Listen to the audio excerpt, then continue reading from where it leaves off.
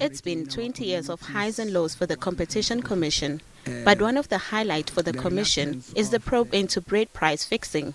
Pioneer Foods, Tiger Brands and Premier Foods were found guilty by the Competition Commission of colluding to push up the cost of bread. Our bread price fixing case is probably one of the major highlights of the past 20 years.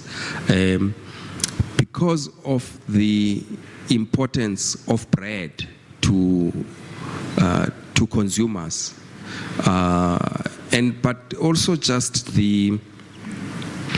what this case illustrates about the concentration of our markets, because you would imagine that a market like that, it would be impossible to have a cartel because there would be so many people who are able to bake bread, but that you had an extensive cartel covering almost the entirety of the country was quite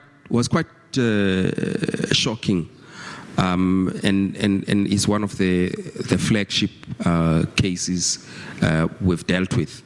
The Commission, however, says with all the strides made for a fair environment for South Africans to thrive, the slow economic growth is something out of their hands. The economy is not growing as much as we would like, and is also not inclusive. So the concerns, the original concern, still applies.